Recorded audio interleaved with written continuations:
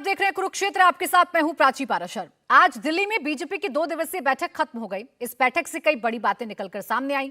आज बीजेपी के राष्ट्रीय पदाधिकारियों के साथ अमित शाह ने चर्चा की। सूत्रों के मुताबिक अमित शाह ने मीटिंग में कहा कि 2024 में ऐतिहासिक जीत हासिल करनी है, ऐसी जीत हो जिसके बारे में विपक्ष 10 बार सोचे। अमित शाह ने कई और निर्देश भी दिए। अमित शाह ने राम मंदिर को लेकर अभियान चलाने के लिए कहा। साथ ही उन्होंने कहा कि नए वोटर्स के लिए सम्मेलन चलाए जाएं। तो 24 में कौन दिल्ली फतेह करेगा, किसकी प्लानिंग में कितना दम है, किसके विजन में विक्ट्री नजर आती है, ये सवाल इन दिनों सबसे बड़ा है। एक तरफ दिल्ली की सत्ता पर काबिज होने का ख्वाब देखने वाली इंडिया अलायंस की ना तो चेहरे पर बात बनी, ना सीट शेयरिंग पर मुहर लगी, ना कॉमन मिनिमम प्रोग्राम बना है, ना दलों के साथ दिल मिले हैं। दूसरी तरफ बीजेपी 24 के चुनाव में नया इतिहास लिखने की तैयारी में है।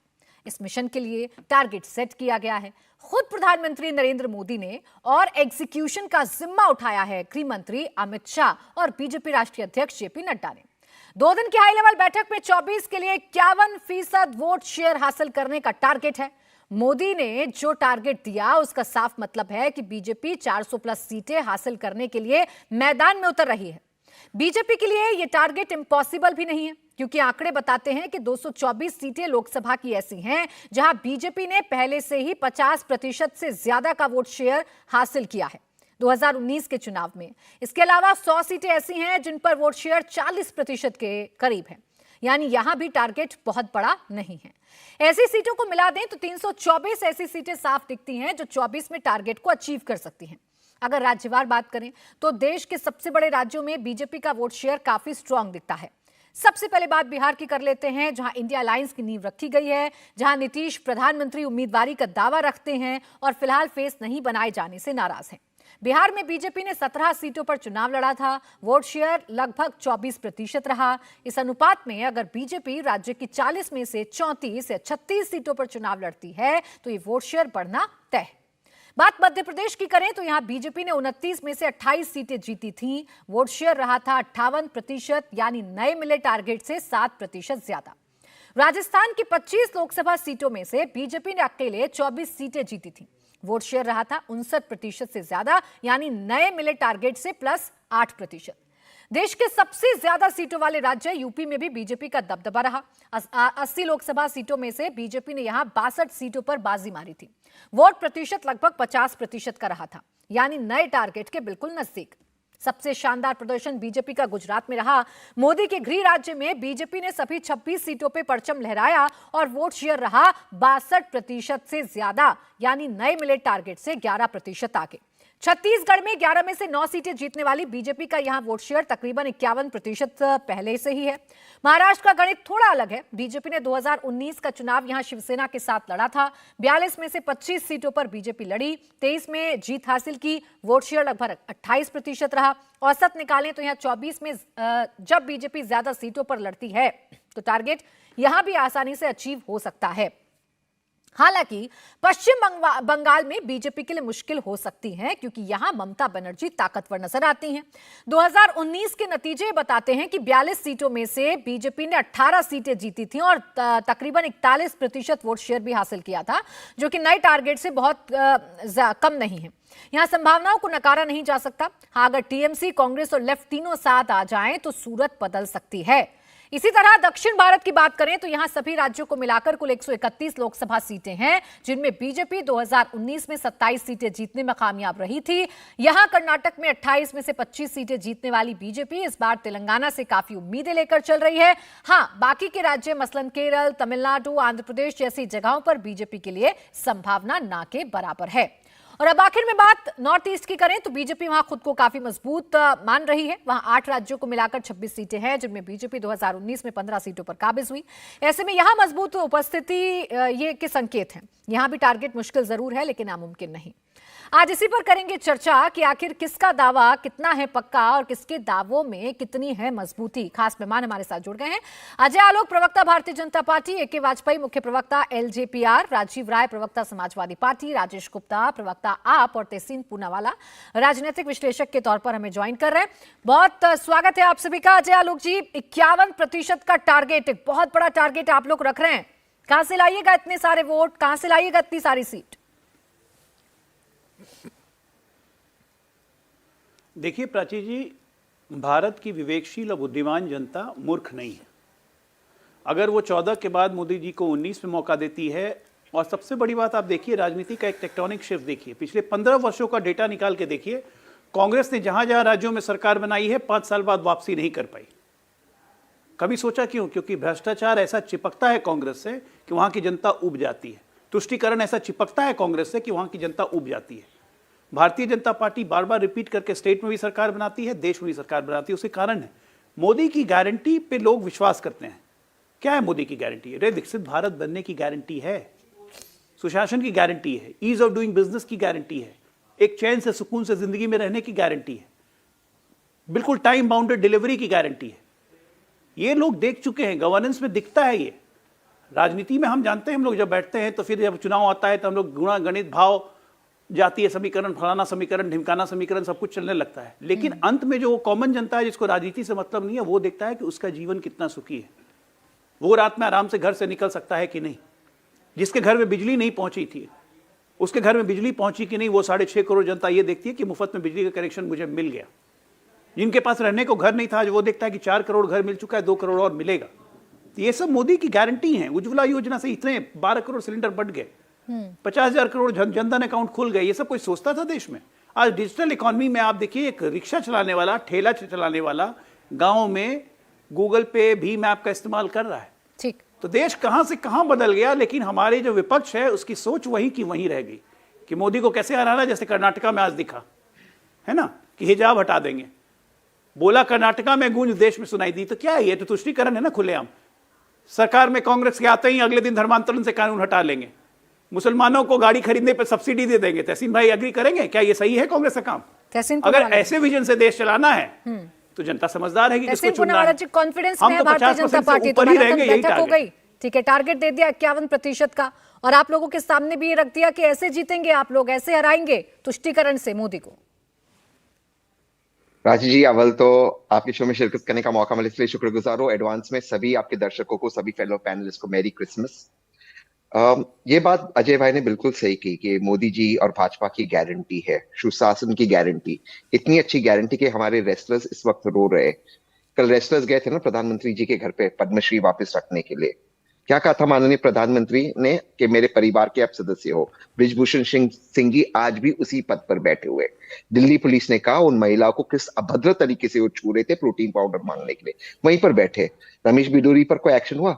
तो अब अनऑफिशियली पिक्चर्स आ रहे हैं हमारे भारतीय सैनिक के जिनका सर काटे गए, ये पिक्चर्स आ रहे, उस पर सरकार ने एक शब्द नहीं बोला। टेररिस्ट अटैक हुआ पार्लियामेंट के ऊपर, उस पर गृह मंत्री जी ने एक शब्द नहीं बोला। गृह मंत्री जी यहाँ कह रहे हमें वोट्स मिलना चाहिए। आप एक पॉलिटिकल पार्टी हो, आपको चुनाव लड़ना चाहिए, लेकिन जो देश के मुद्दे उस पर कोई बातचीत नहीं होती। सबसे ज्यादा रेमिटांस इस वक्त भारत में आ रहा है, और इसका कारण ये कि सबसे अधिक लोग भारत छोड़ते जा रहे हैं, पासपोर्ट छोड़ रहे हैं। आज ही एक प्लेन को रोका गया फ्रांस के अंदर, इलीगल माइग्रेंट्स, ह्यूमन ट्रैफिकिंग हो रहे हैं भारतीयों के। क्यों लोग भारत छोड़ते जा रहे हैं? हम देश की 5वीं सबसे बड़ी इकोनॉमी बने, इस पे मुझे बहुत गर्व है, लेकिन पर कैपिटा इनकम में हम घटे, 127 हो गए। क्यों? सबसे ज्यादा मेल न्यूट्रिशन, मैं भूखमारी की बात नहीं कर रहा हूं, मेल न्यूट्रिशन भारत के अंदर, कोई इस पर बात नहीं कर रहा। लेकिन इस बात से मैं बिल्कुल इत्तेफाक रख रहा हूं कि विपक्ष इन मुद्दों को नहीं उठा रहा है। विपक्ष भी गलत मुद्दों पर लड़ रहा है, ये प्रॉब्लम है विपक्ष की। आप सोचिए प्राची जी, 143 से अधिक मेंबर्स ऑफ पार्लियामेंट को हम देश के बाहर पार्लियामेंट के बाहर निकाल रहे थे। विपक्ष ने क्या किया? कल एक प्रोटेस्ट किया, एक जंतर मंतर के अराउंड एक उन्होंने स्ट्रगल की। अरे 143 एमपीज को निकाला, आपको पूरी तरह से सड़क पे उतरना चाहिए, पीसफुली लोकतांत्रिक तरीके से लड़ना चाहिए। तो कहीं ना कहीं एक प्रॉब्लम है। तो जो अमित शाह जी कह रहे हैं उनका कॉन्फिडेंस इससे आ रहा है कि जो देश के मुद्दे विपक्ष उठा नहीं रहा। लेकिन अगर इन मुद्दों पर भाजपा को घेरा जाए, मैं आपको गारंटी दे रहा हूं भाजपा को 150 सीटें पार करने की मुश्किल होगी। लेकिन राजीव भाई जी, आप लोग ठीक से मुद्दे नहीं उठा रहे हैं। तो तहसीन पूनावाला जी कह रहे हैं, जो आप लोगों की राजनीति को एडमायर करते हैं, जो आप लोगों के साइड माने जाते हैं, वो ये कह रहे हैं कि आप लोग मुद्दे ही नहीं उठा रहे हैं, कैसे हराइएगा? प्राची जी बुरा मत मानिएगा, कमेंट से अगर कौन किसके साइड है, तो आपने तो प्रोग्राम के शुरू में बता दिया कि असंभव नहीं है और 400 सीटें ऐसे पा जाएगी वैसे पा जाएगी। सच्चाई ये है कि तहसीन भाई, कल ही पूरे कम से कम हम लोगों ने, समाजवादियों ने उत्तर प्रदेश के हर जिले में, और आप गूगल कर लीजिएगा, हर जिले में विरोध प्रदर्शन किया है, जबरदस्त विरोध प्रदर्शन किया है और सरकार को सड़क पर घेरा है और सदन तक घेरा है। निश्चिंत रहिए, हम लोग छोड़ने वाले नहीं हैं। दूसरी बात जो ये कहा जा रहा है कि प्राची, याद है ना 84 में राजीव गांधी को कितनी सीटें मिली थी? 404 याद है। और उत्तर प्रदेश में 89 में क्या हो गया था?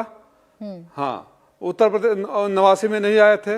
इंडिया साइनिंग हो रहा था, भारत उदय हो रहा था आदरणीय अटल बिहारी वाजपेयी जी से। अटल बिहारी वाजपेयी बनने में मोदी जी को पता ना कितना वक्त लग जाएगा। वो किसी भी पार्टी के थे, सब उनको एडमायर करते थे। वो इंडिया साइनिंग में सूर्यास्त हो गया। आज चौधरी चरण सिंह की जयंती है, किसान दिवस के रूप में मनाया जाता है। चुनाव आया है तो हमारे योगी जी को भी चौधरी चरण सिंह याद आ गए। आप जाइए, आप जाती होंगे लखनऊ एयरपोर्ट पर, चौधरी चरण सिंह एयरपोर्ट का नाम अदानी एयरपोर्ट कर दिया गया। ये है इनका तरीका।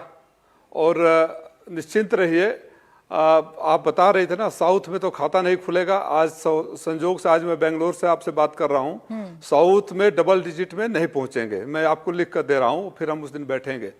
बिल्कुल बैठेंगे राजीव राय जी। और देखिए, मैं कोई फॉर्मूला नहीं दे रही थी। 2019 के जो आंकड़े हैं, राजीव राय जी एक मिनट, 2019 के जो आंकड़े, मैं सिर्फ वही बता रही थी कि किसका कितना वोट शेयर था, किसने कितना हासिल किया था, वही जनता के सामने रखा जा रहा था। इसमें कुछ प्लस करके नहीं बताया जा रहा था। ये आंकड़े हैं, चेक कर लीजिएगा, वेरीफाई कर लीजिएगा। ये आंकड़े एकदम सही। बिल्कुल सही बात है, बिल्कुल सही बात है। उसीलिए मैंने जो बताया कि 84 में कितनी सीटें मिली थी, वो भी एकदम सही है। इंडिया साइनिंग की बात भी सही है।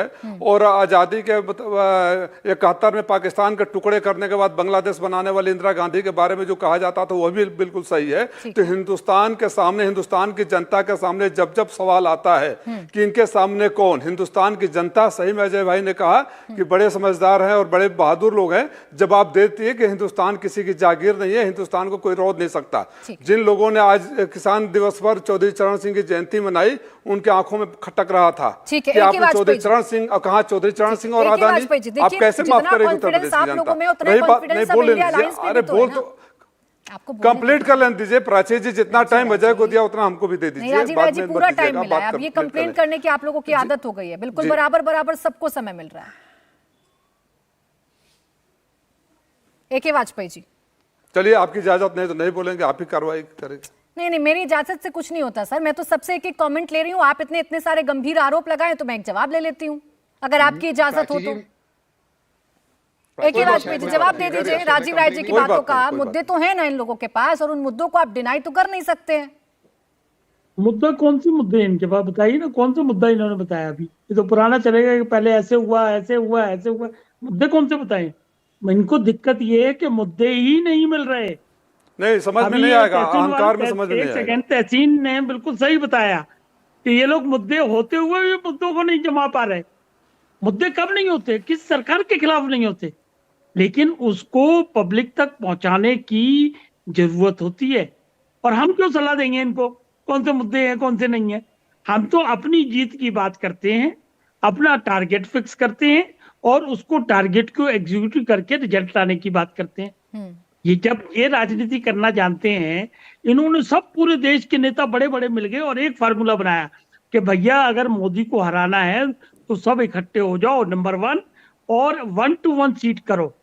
तो बीजेपी को राजनीति नहीं आती क्या? बीजेपी ने उसी वक्त डिसाइड कर लिया कि 51 से 60% हर सीट पे वोट लाना है हमको, और पीछे 343 सीट पे 2019 का पार्लियामेंट का जो इलेक्शन हुआ, 63% वोट था 343 सीट में। जाके चेक कर लीजिए, रिकॉर्ड की बातें हैं ये। तो कॉन्फिडेंस इधर होगा या कॉन्फिडेंस उधर होगा, जहां अभी ना नेता है, ना नियत है, ना कन्वीनर है, ना इकट्ठा है। और इनकी सबसे बड़ी दिक्कत क्या है? कांग्रेस वर्सेस रीजनल छत्रप है। ये अखिलेश बाबू की भी दिक्कत है, कांग्रेस की। कांग्रेस क्या करे, जो 89 में वीपी सिंह ने वोट पे डेंट मार के ये सारे छत्रपों को कांग्रेस का वोट ट्रांसफर हो गया था, वो कांग्रेस उसको रिवाइव करना चाहती है, उसको वापस लाना चाहती है। देखिए, 4 बैठकें तो AK वाजपेयी जी कर ली ना इंडिया अलायंस ने। आपने बिल्कुल नकार दिया इंडिया अलायंस को, लेकिन 4 बैठकें तो की। एक साथ आए तो सही। आप लोगों के खिलाफ देखिए कल ही हल्ला बोला है जंतर मंतर पर। आप इतने सीनियर एंकर हो, बैठकों से हो जाएगा क्या? 4 बैठकें हुई 1.5 साल में, और उसमें इन्होंने बड़ा भारी घोषणा कर दी कि जी पूरे देश में 8 से 10 रैलियां करेंगे। मोदी जी 40 रैली करते हैं एक राज्य में, कैसे compete करोगे? आई एम सॉरी, इनका कॉन्फिडेंस और डबल कर लें, चबल कर लें। जब एग्जीक्यूशन का रिजल्ट आता है ना, वो बोलता है, अपने आप में बोलता है। अभी आपने भी, मैंने सुना वो पूरा चार्ट गिनाया आपने, कहीं 58% है, कहीं 42% है, कहीं 60, मैंने लिख लिया वो इसलिए, 62% है, 41% है। उस पर तो तो ये राजीव राय कैसे जी ने हुआ? बोला ना, उस पर तो राजीव राय जी ने बोला 84 के बाद, 84 के इलेक्शन के राजीव बाद राय जी ने, कांग्रेस हाँ, का ये क्या हाल बोला, हुआ था? राजीव राय जी ने ये बोला है कि कांग्रेस की इतनी सीटें होने के बावजूद भी हार जाती है, लेकिन कांग्रेस के कुकर्म भी याद करो ना 84 के, क्या हुआ था सिक्कों के साथ, क्या हुआ था ठीक है, इस पर 75 रिएक्ट में जो करेंगे राजीव राय जी आप, फिर मैं उसके बाद राजेश जी के पास जा रही हूँ। राजीव राय जी, तो लगे हाथ अटल बिहारी वाजपेयी जी के भी कुकर्म गिना दीजिए, क्योंकि मोदी जी जब पहली बार प्रधानमंत्री बने थे तो यही बोलते थे 70 सालों में किसी ने नहीं किया, 70 सालों में किसी ने नहीं किया, तो उसमें अटल बिहारी वाजपेयी को जोड़ लेते थे। और आपसे हमें कोई शिकायत नहीं, आपको कुछ भी कहने का आजादी है। बंगले से धक्का मार के बाहर निकाल दिए जाते हैं तो मुद्दा बन जाता है बीजेपी के खिलाफ, बंगला वापस मिल जाता है तो मुद्दा खत्म हो जाता है। जिसकी पूरे राष्ट्रीय मुद्दे ही उतने हैं, उससे आगे क्या बात करना। गारंटी है ना, देश को बेचने की गारंटी है। आज हिंदुस्तान के हर गरीब के ऊपर 1,40,000 करोड़ रुपए का कर्जा है। 205 मिलियन लोन हो गया है। 55 मिलियन लोन था इतने सालों में, और 14 सालों में 205 मिलियन हो गया। कब तक जनता को बेवकूफ बेचेंगे? और कल आपके सहयोगी ओवैसी जी पार्लियामेंट में पूछ रहे थे, नाम देकर बता रहे थे कि इतने हजार करोड़ रुपया के घर बना दिए, उस जिले में एक घर बता दो, एक घर दिखा दो। नहीं जवाब था सरकार के पास।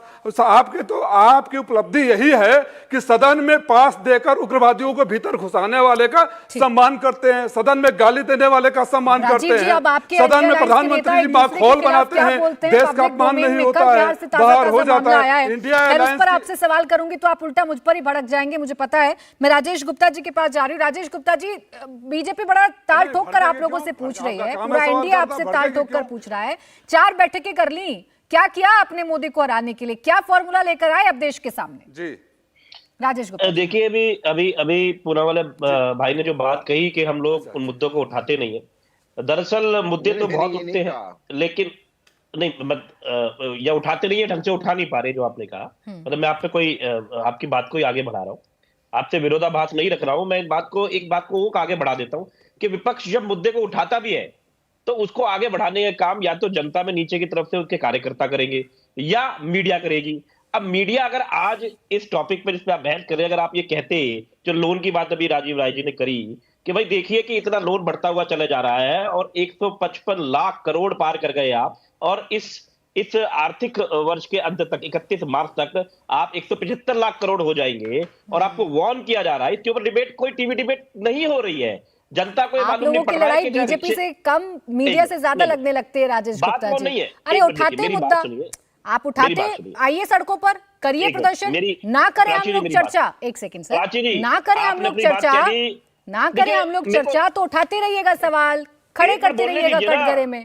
आपने अपनी बात कह दी, बात सिर्फ मीडिया की नहीं है। सत्ता में जब होते हैं तो सत्ता में बहुत आम बात है, ठीक है। अब मीडिया भी कर रही है और भी बहुत सारे पक्ष हो सकते हैं, तो उसमें सवाल उठा सकते हैं। आप अपनी बात करिए ना राजेश गुप्ता जी, आप क्या कर रहे हैं? आपने 4 बैठकों में क्या किया ये बताइए ना। आप कहाँ दूसरे का क्वेश्चन पेपर, आंसर पेपर लेकर बैठ जाते हैं? प्राची जी, इतने ज्यादा इनसेंसिटिव ना हो जाए, और इतने सेंसिटिव भी ना हो जाए, कोई बोले तो आप सुनने को राजी नहीं। अरे हम इतना कुछ सुनते, आप भी सुन लो। मैं कह रहा हूं सुनने को राजी हूं मैं तो। राजेश गुप्ता जी एक सेकंड, मैं क्लियर कर देती हूँ। राजेश गुप्ता जी आप बीच में लेकर आते हैं तो मुझे बस थोड़ा सा जवाब देना होता है। नहीं, हाथ जोड़ने की जरूरत नहीं है आपको, आप बोलिए। आपको बोलने के लिए बुलाया है मैंने, बोलने के लिए बुलाया है, हाथ मत जोड़िए। ये सियासत यहाँ अच्छी नहीं लगती। बोलिए। देखिए, मैं अपनी बात को आराम से कहना चाहता हूं, जनता तक मेरी बात जाने दीजिए। किसी को हो सकता है अच्छी ना लगे, लेकिन मेरी बात सुनिए। मेरा ये कहना है कि मैंने कहा, हो सकता है हम ढंग से ना पहुंचा रहे हो, हालांकि जब हम बोलते हैं तो हमें संसद से बाहर कर दिया जाता है, मीडिया में हमें वो कवरेज नहीं मिल रही है। हमारे कार्यकर्ता जहां तक नीचे जा रहे हैं, बातों को पहुंचाने की पूरी कोशिश हो रही है। मैं अपनी बात को पूरा तो मेरा जो मानना है, मेरी पार्टी का जो मानना है बता दूं ना, कि हमने संसद में उठाया या नहीं उठाया, लेकिन आप 150 सांसदों को बाहर निकाल दोगे तो बातें कैसे उठेगी। अब हमारे जो एलजेपी के साथी हैं, उनका कहना है कि 84 के दंगे में पहुंच गए। 84 के बाद में तो माफ कीजिएगा, पासवान जी ने क्या मनमोहन सिंह जी की सरकार में नहीं रहे? 84 तो बहुत पुरानी बात है। तो ये बातें ठीक है, आप घमंड में कह देते हैं 400 पार, राजनीति में बहुत सारी चीजें हो सकती है, सत्ता में घमंड हो जाना कोई बहुत बड़ी बात नहीं है, लेकिन मुद्दे जनता के क्या है? खुद कहा 450 का सिलेंडर देंगे, राज्यसभा में खड़ा होकर कह दिया हम तो नहीं दे पाएंगे। मुद्दे ये है, जनता को अपनी रोटी से मतलब है, आदमी को अपनी नौकरी से मतलब है, सुरक्षा, पार्लियामेंट पे अटैक हो जाता है, जेएनके में हमारे जवान शहीद हो जाते हैं, आज तक नहीं मालूम पड़ा कि पुलवामा में 300 किलो आरडीएक्स कहां से आया। इनका जवाब कौन देगा? ये जवाब आप पूछेंगे तभी तो ये देंगे। राजेश जी, इन सवालों का जवाब बार बार पूछा जाता है और अब जब जब सवाल उठाते हैं तब तब पूछा जाता है। मैं खुद कह रही हूं, मैं खुद हर डिबेट में कहती हूं कि आप लोगों के जितने मुद्दे हैं वो सारे मुद्दे बहुत वैलिड हैं, आप लोगों ने अच्छे मुद्दे चुने हैं, लेकिन अब लड़िएगा कैसे ये तो बताइएगा ना। 4 बैठकों में नहीं, सुनिए ना, 4 बैठकों में आपने क्या सोल्यूशन निकाला, कम से कम ये तो बताइएगा ना कि कैसे इनको चुनौती देंगे। ये जब देखो सबसे बड़ी चुनौती 1:1 की होगी। याद कह रहे हैं कि हमने प्लानिंग कर ली 50 से 60% में वोट ले लेंगे, ऐसे मैं कह दूं मैंने प्लानिंग कर ली मैं 100% वोट ले लूंगा, ऐसे थोड़ी होता है। लेकिन जब 1:1 होगा, आप यकीन मानेगा देश में ज्यादातर लोग अमन पसंद है, प्यार करने वाले हैं, भाईचारे वाले हैं, देश की तरक्की चाहते हैं। 1:1 कैसे होगा? 13 सीटें आप क्लेम कर रहे हैं पंजाब में, 23 सीटें क्लेम कर रहे हैं उद्धव ठाकरे महाराष्ट्र में, खड़गे वड़गे वाला बयान बिहार से निकलकर सामने आ गया है, अखिलेश वखलेश वाला बयान मध्य प्रदेश से निकलकर सामने आ गया है। तो यही मैं जान रही हूँ कि एक पॉइंट पर आप लोग मिलेंगे कि नहीं मिलेंगे? समय सही आने दीजिए, आपको सारी बातें बिल्कुल ठीक मिलेंगी। अलग अलग पार्टियां जब साथ में आएंगी तो कुछ न कुछ कॉमन निकालेंगे, आप चिंता मत कीजिए। बड़ा सवाल संविधान को बचाने का, बचाएंगे। मैं आ रही हूँ तहसीन जी, 1 मिनट आ रही हूँ। बड़ा सवाल संविधान को बचाने का है, ये बात तो ठीक है ना, आप 146 सांसदों को बाहर कर देते हैं, रेसलर्स के मुद्दे पर कुछ बोलते नहीं है, बेरोजगारी महंगाई का मुद्दा अभी भी लोगों के बीच में चर्चा का विषय बना हुआ है। ये मुद्दे लेकर तो कम से कम एक साथ आ गया इंडिया अलायंस। अजय जी, बिल्कुल साथ में आ गया है। यही तो मैं पूछना चाहता हूं कि ये साथ आपका कब तक चलेगा। आज डीएमके के नेता दयानिधि नारायण ने साफ साफ कहा है कि उत्तर प्रदेश और बिहार के लोग पैखाना साफ करने के लिए आते हैं, टॉयलेट साफ करने के लिए आते हैं और रोड बनाने के लिए आते हैं, क्योंकि वो हिंदी जानते हैं और कुछ जानते नहीं। तो आप लोग डीएमके के साथ मिलकर चुनाव लड़ रहे हैं ना तहसीन भाई। समाजवादी पार्टी राजीव जी अभी बताइएगा, वो तो भाग गए प्रवक्ता आम आदमी पार्टी। डीएमके के साथ लड़ेंगे ना, क्योंकि उत्तर प्रदेश और बिहार के लोग सिर्फ पैखाना बनाने के लिए और सड़कें बनाने के लिए, इसी भावना से ये चुनाव लड़ने जा रहे हैं। ठीक है ना। अब आते हैं मुद्दे गिनाने पे। राजेश गुप्ता जी कह रहे थे बहुत सारी इकोनॉमी की बातें, देश भेज दिया। पंजाब की highest GSDP debt to GSDP ratio 47%, 3.25 lakh crore loan लेके बैठा है जब से ये आए हैं महाशय बान साहब। 1 साल भी नहीं हुआ है, 1 साल में 94,000 करोड़ लोन ले चुके हैं और प्रधानमंत्री के पास रोज दिन एप्लीकेशन लिखते हैं कि 50,000 करोड़ लोन और दीजिए। सैलरीज देने के पैसे नहीं है, ये है इनका मैनेजमेंट। उसके बाद आते हैं समाजवादी पार्टी, कहे कि 84 में राजीव गांधी को कितने सीटें आई थी यूपी में और देश में 404, 89 में कहां सिमट गए? जानते हैं क्यों सिमटे? क्योंकि बोफोर्स का ठप्पा लग गया था। जय जय जय कांग्रेस मैया खा गई 186 करोड़ रुपया, यही मुलायम सिंह यादव घूम घूम के यूपी में कहते थे। जरा मोदी जी पे कौन सा ठप्पा लगा है? देश की इकोनॉमी तो 5वें स्थान पे पहुंच गई। अब आता हूं तहसीन भाई पे। तहसीन भाई ने कहा कि हम पर कैपिटा इनकम 127 में, कहां से आंकड़े लाए तहसीन भाई? 2014 में पर कैपिटा इनकम थी आपकी 86,500 रुपए के लगभग एक व्यक्ति की, जो कि 2024-23 में बढ़ के 1.72 लाख हो गई है। निर्मला सीतारमण ने फ्लोर ऑफ द हाउस पे बोला है। तो पर कैपिटा इनकम हमारा घट कहां से गया? वर्ल्ड बैंक, आप हमारी बात मत मानिए, वर्ल्ड बैंक और आईएमएफ ने कहा कि भारत की गरीबी जो 2014 में 22% थी, अति गरीबी नीचे रेखा, वो घट गई 12% तक। अब अति गरीबी नीचे से रहने वाले मात्र 10% हैं, उसमें भी अति गरीबी वाले 0.8% है। कहां से घट गया? आपने कहा कुपोषण है, कहां से कुपोषण हो गया? मुझे समझ में नहीं आता, आंकड़े कहां से लाते हैं? सेक्स रेशियो में इंप्रूवमेंट हुआ, पहली बार इंडिया में सेक्स रेशियो 2023 में 1000 के मामले 1020 महिलाओं का हो गया।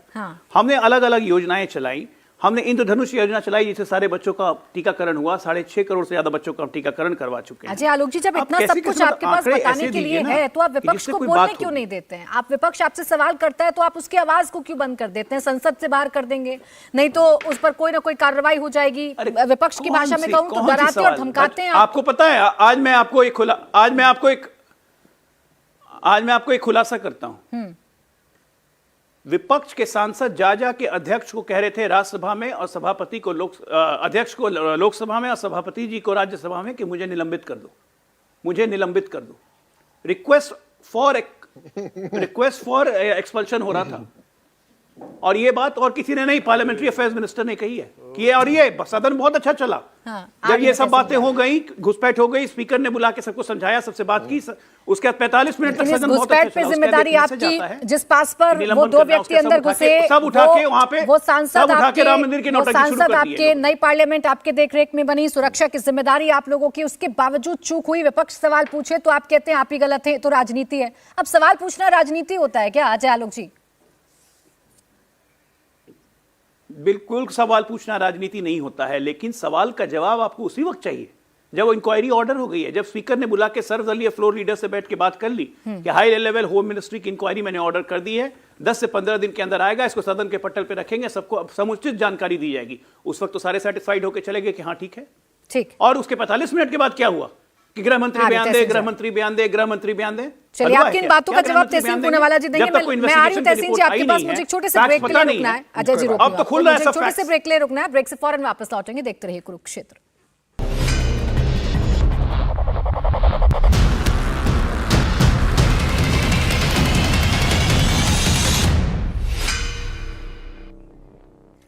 ब्रेक के बाद आपका स्वागत है। आप देख रहे हैं कुरुक्षेत्र, चर्चा लगातार जारी है। तहसीन पूनावाला जी, एक तरफ बीजेपी की तैयारी, मैराथन बैठक चल रही है, मंत्र दिया जा रहा है कि आपको 51% वोट शेयर हासिल करना है। दूसरी तरफ इंडिया अलायंस की तैयारी भी तो नजर आएगी ना। आप सवाल पूछते तो कहेंगे मीडिया को नहीं बताएंगे, अरे पब्लिक को तो बताएंगे ना कि कैसे सीट शेयरिंग का फॉर्मूला है, कौन नेता है।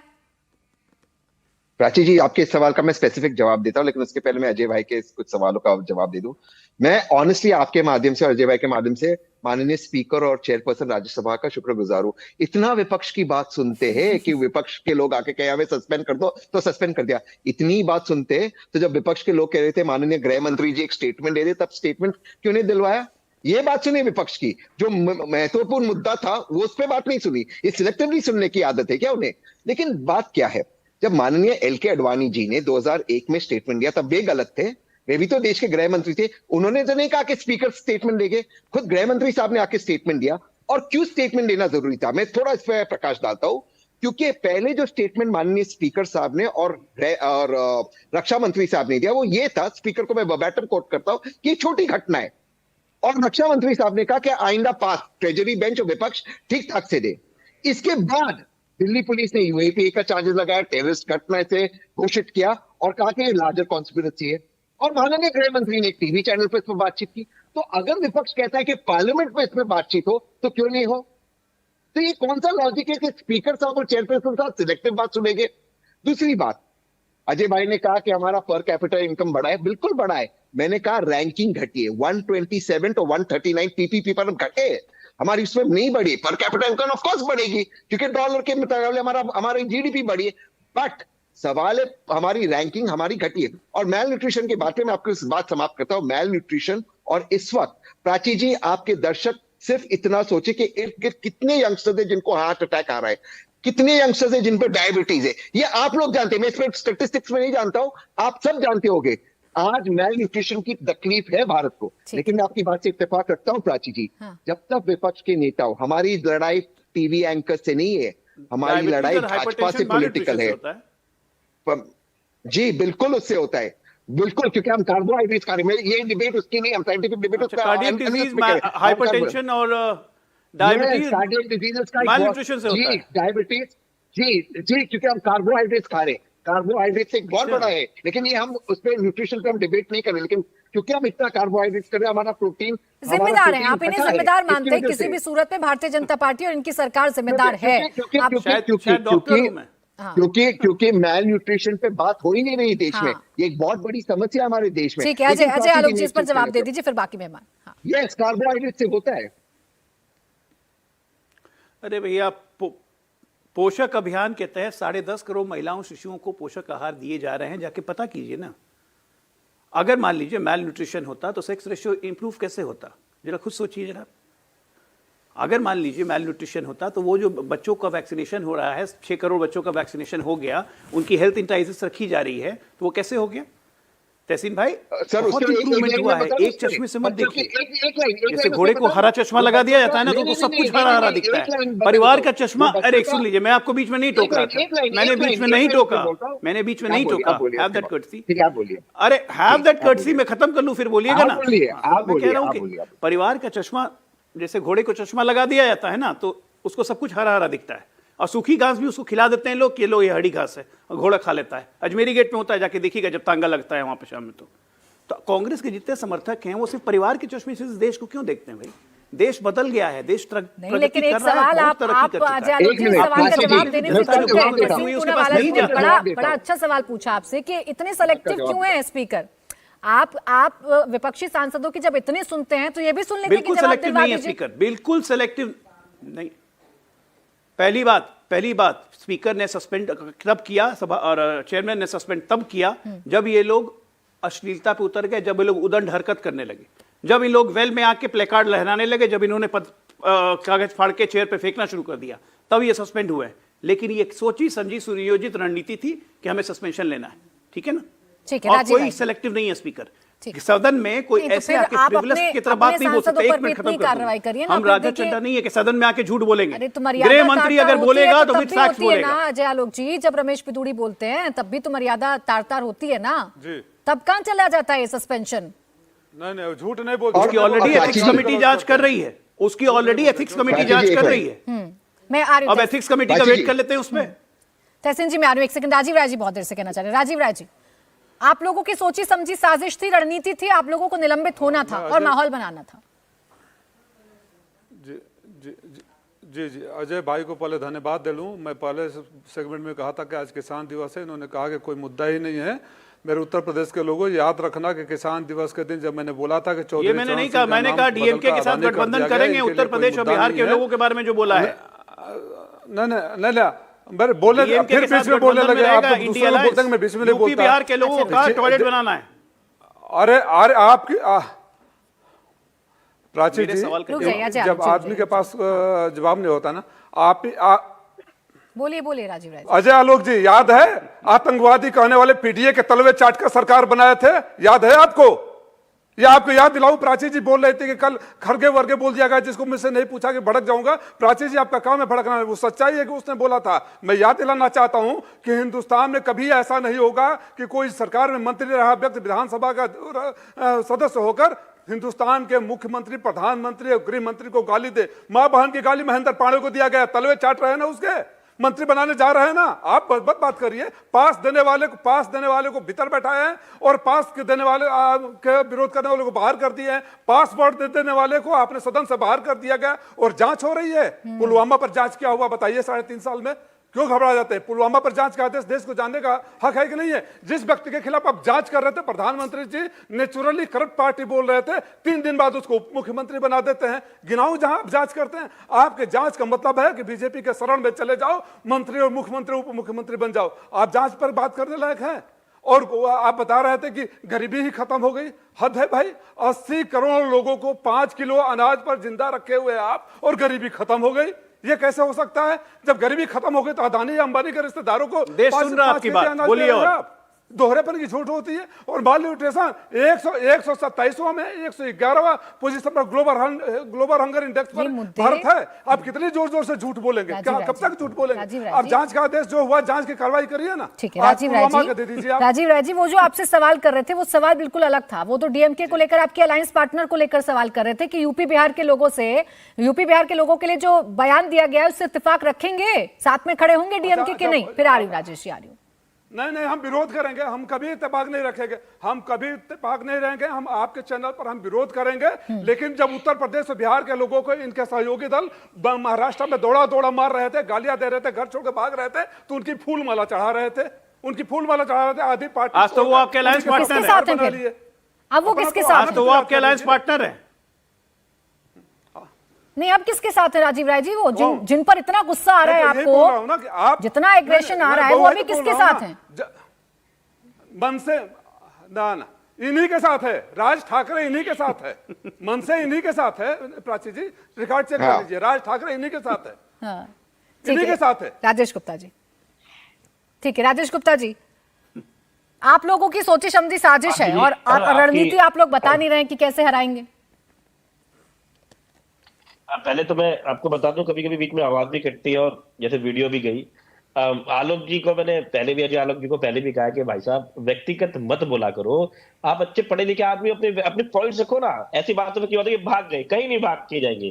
ये रहेंगे, आपके साथ में रहेंगे, चिंता ना करो। हम नहीं रहेंगे तो आपका भी अस्तित्व नहीं रहेगा। विपक्ष होना चाहिए। मैं नहीं रहूंगा तो आपको कौन सुनेगा? आपको लग रहा है? तो मेरा भी होना जरूरी है, आप भी यहाँ पे रहिए। यही प्रजातंत्र है, इसको समझिए। ठीक है, अच्छे शब्द बोला करिए, अच्छी शक्ल है आपकी, अच्छी बात कीजिए। क्या है प्राची जी जो आपने बात करी, देखिए मैं बार बार हमने अपनी बातों को रखा, इन पॉइंट्स को ये मानते नहीं है। इन्होंने आईएमएफ ने क्या कहा उसका कोई जवाब नहीं दिया। भारत में जैसे अभी राजीव राय जी ने कहा कि एक तरफ ये कहते हैं कि हम लोगों को घर भी बनवा के दे रहे हैं, दूसरी तरफ हम आके देखिए तो लोगों के पास भी घर भी नहीं है। ये कहते हैं कि जी कोई सरकार रिपीट नहीं होती। दिल्ली में 3 बार भाई हम रिपीट हुए ना, हमने एमसीडी में भी आपको हराया ना, पंजाब के अंदर हमने दिल्ली मॉडल के ऊपर आपको हराया ना, और गुजरात के अंदर आपकी जमीन के ऊपर जो आपका किला है उस पर हमारे 40 कैंडिडेट दूसरे नंबर पे आए। पहली बार लड़े थे सर, और 5 सीटें हम जीत गए आपके सामने ना सर। हम आप इतनी बड़ी पार्टी है, हम तो 10 साल पुरानी पार्टी है। 10 साल में राष्ट्रीय पार्टी बने ना। लोगों को अजय भाई मुद्दे चाहिए असली। लोगों की थाली में अनाज नहीं है, बेरोजगार है लोग, लोगों पे काम नहीं है, सुरक्षा नहीं है। महिलाओं के लिए हमने आप देते हो तो बस क्या कॉर्पोरेट को देते, क्या दिक्कत है? देखिए आज जो विपक्ष के मुद्दे वो जनता तक पहुंच रहे हैं। मैंने ठीक है, मैंने कहा मीडिया भी पहुंचाए तो बड़ा धन्यवाद होगा, लेकिन ऐसा नहीं है कि प्राची जी बड़ी अच्छी हमारी एंकर है, वो पहुंचाती है, हमने अपनी बात रखी है, वो हमें बोलने दे रही है, और जनता में नहीं राजेश गुप्ता जी, यहाँ तारीफ की कोई जरूरत नहीं थी। सिर्फ आप मुझे इतना बार बता दीजिए, मुझे सिर्फ इतना बार बता दीजिए।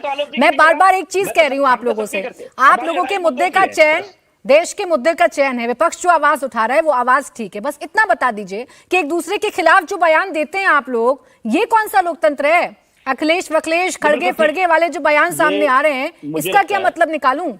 मुझे लगता है कि इसी के लिए जल्दी से जल्दी जो बैठकें हो रही है, इसमें से जल्दी से कन्वीनर बनेंगे, प्रवक्ता बनेंगे, अधिकारी किसको क्या बात बोलनी चाहिए, किसको क्या नहीं बोलनी चाहिए। अपनी जो छोटी राजनीति है, जो हमारी लोकल राजनीति, सर आप आपके मजबूत विपक्ष बने, एक अच्छे तरीके से। आपकी आवाज थोड़ी कट रही है। राजीव राय जी इस पर रिएक्ट करना चाह रहे हैं। जी जी राजीव राय जी, आप तो बेहतर बता पाएंगे कि ये खड़गे को ना पहचानना, नीतीश के लिए पोस्टर लग जाना, 13 सीट पंजाब में दावा कर देना, 23 सीट महाराष्ट्र में बोलना, ये स्वस्थ लोकतंत्र है? नहीं, प्राची जी बिल्कुल स्वस्थ लोकतंत्र है। स्वस्थ लोकतंत्र में सबको बोलने का हक है। जो लोग अपशब्द बोलते हैं, मध्य प्रदेश में क्या हुआ, मैं तो उसको कभी सब्सक्राइब नहीं करूंगा, कंडेम करूंगा, चाहे कोई भी हो। डिसिप्लिन होना चाहिए। लेकिन ये अगर हमारे ऊपर सवाल उठता है, प्राची जी आपसे एक अनुरोध है कि आप इनसे पूछ लीजिए कि महेंद्र पांडे मंत्री, केंद्रीय मंत्री को मां बहन की गाली देने वाले, योगी जी को भीख का टोरा देकर भेजने वाले, आप इजाजत देंगे तो मैं वीडियो दिखा दूंगा, उसको मंत्री कब बना रहे हैं?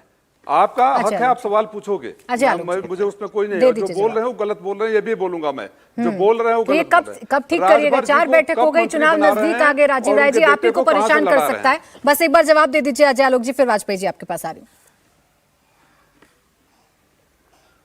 देखिए प्राची जी, ये कोई फायदा नहीं है कि एक दूसरे के आप कृत्य गिनवा रहे हैं। अगर इतना ही गिनवा रहे हैं तो वीडियो चला देते, ज्यादा बेहतर रहता। खैर, मैंने पूछा, एक सवाल पूछा था, इंडिया अलायंस के तीनों रंगों ने किसी ने जवाब नहीं दिया कि डीएमके को साथ लेके चलेंगे, जिसने यूपी और बिहार के लोगों के बारे में ऐसा कहा। क्या वो इंडिया अलायंस में रहेगा? क्या आम आदमी पार्टी भी डीएमके के साथ रहेगी? स्टालिन से बहुत दोस्ती है ना।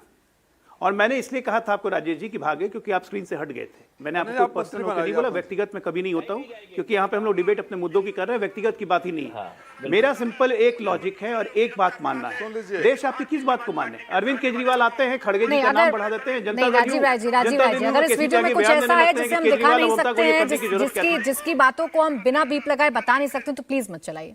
एक दूसरे से वाद विवाद कर सकते हैं, लेकिन प्लीज मत चलाइए, मर्यादा को भंग नहीं करते। बोलिए अजय आलोक जी। नहीं, चूंकि इन्होंने चुनौती दिया इसलिए मैंने कर दिया। कोई नहीं, लेकिन ऐसी वीडियो प्लीज मत चलाइए। अगर भाई आपके अलायंस में सब कुछ अच्छा है, हम क्यों बोलेंगे आपके अलायंस में हम खराब? राजभर को कब गाली? हम तो ना 3 महीना 13 मंत्री बना रहे हैं। अलायंस आपने बनाया है, कॉन्ट्रडिक्शंस आप लोग में हैं। अगर खड़गे जी का नाम ममता दीदी, अरविंद केजरीवाल प्रपोज और सेकंड कर देते हैं, और जनता दल यूथ के राजभर को मंत्री कब बना रहे हैं? ममता ने नाम दिया, क्यों ये मां बहन की गाली खत्म हो गई? समस्या तो नहीं है, ये तो आप लोग की समस्या है ना। भैया बनाइए ना, पूरा अलायंस बनाइए, अच्छे से बनाइए, ठोक बजा के बनाइए। और उधर मायावती को लाने की बात होती है तो रामगोपाल बयान देते हैं कि मायावती आएगी तो हम लोग अलग हो जाएंगे। तो ये हमारा समस्या नहीं ना है, ये आपकी समस्या है, क्योंकि आप लोग सब परिवारवादी भ्रष्टाचारी जानते हो कि एक साथ नहीं रहेंगे तो वजूद खत्म हो जाएगा। मोदी दोबारा 24 में आ गया तो क्या होगा? कहीं के नहीं रहेंगे। मिल जाओ, मिल के ठीक है, लड़ो, बहुत छोटा सा वजूद जवाब बचाओ। दीजिएगा राजीव आप राजे कहाँ, आप खुद भी जानते हैं कि 24 बार सरकार नहीं आने जा रही है। हाँ, दीजिए, लड़ाई दीजिए। तो चाहे ये है राजीव कि राजे। वजूद कैसे बचे। देखिए प्राची जी, हाँ जी, प्राची जी, आप एक बात आपने भी पूछा, मैंने भी पूछा है। ये प्रवचन तब से दे रहे थे, मैं माँ बहन की गाली देने वाले को मंत्री कब बना रहे हैं, गठबंधन में शामिल है, हमसे पूछ रहे हैं आप रखेंगे, ऑलरेडी उसको ले चुके हैं, गृह मंत्री जी बैठा के फोटो खींच चुके हैं, जवाब नहीं दिया जाएगा। रही बात भ्रष्टाचारी को बाप दादा की बनाई हुई संपत्तियों को बेचना, और बार बार उस बात को मत दोहरवाइए कि बाप दादा की संपत्तियों को बेचने वाला सबसे बड़ा भ्रष्ट है। 15,000 करोड़ रुपया लेकर जब नोटबंदी में गुजराती ने जब समर्पण किया, उसका नाम किसी चैनल पर दिखता है आज? 15,000 करोड़ जवाब जनता देगी आपको, मैं नहीं जवाब दूंगा। जो रातों रात इतना 5 बार जवाब मिल चुका है, लेकिन मन नहीं भरा। आगे और जवाब जनता देगी। शून्य पे रहेंगे आप उत्तर प्रदेश में। आज नोट कर लीजिए, जो शब्द आपने बोले हैं ना, शून्य पे रहिएगा, शून्य, जीरो, सबसे बड़े जीरो पे रहिएगा। जनता देगी जवाब अपने अलायंस यूपी पार्टनर पर जाएंगे राजीव राजे। राजभर साहब ने आपके बारे में भी बहुत कुछ कहा और अभी भी वो कहते हैं तो ठीक है, राजभर पर चर्चा कर लूंगी। ए.के. वाजपेयी जी, अब एक मिनट रुक जाइए राजीव राजे, रुक जाइए। ए.के. वाजपेयी जी ये कहते हैं कि एनडीए में तो इतनी हिम्मत नहीं है किसी की कि खुलकर ये बता सके कि हम कितनी सीटों पर लड़ेंगे। ये हमारा लोकतंत्र है, इतनी आजादी है हमारे यहाँ कि हम खुलकर बताते हैं कि इतनी सीटों पर लड़ेंगे, इतनी सीटों पर लड़ेंगे, और फिर बाद में मिलकर तय कर लेंगे। अभी कहा इनकी सीटें कहाँ एडजस्ट हो गई, कोई होगी एडजस्ट? कहीं कुछ नहीं है, हम लोगों की एडजस्ट है। देखिए उसका पीछे भी कारण है, हम लोगों ने मोदी जी को सर्वमान्य नेता माना हुआ है, वापस हो गया, एडजस्ट हो गया। जो वो कह देंगे उसके लिए हम लोग मानसिक तौर से तैयार है, नंबर 1। और ये बातें हमें न बताइए, हर राजनीतिक पार्टी का अपना झंडा होता है, अपना संविधान होता है, अपना लीडर होता है, अपने कार्यकर्ता होते हैं, और हर राजनीतिक पार्टी अपना सम्मान बचाना जानती है। और बीजेपी ने हमेशा मान सम्मान दिया है अपने अलायंस पार्टनर को, इसे कहने में मुझे कोई कोताही नहीं है।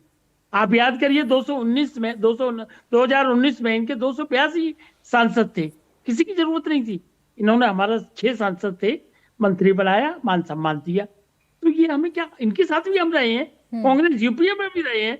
ये राहुल गांधी ने मिलने का टाइम नहीं दिया 2 महीने तक। I am sorry two point out, क्या करेंगे ये लोग? और दूसरी बात ये है, ये बात सही है कि मुद्दे की तलाश इनको है 9 साल से। हाँ। कुछ नहीं मिल रहा है इनको मुद्दा।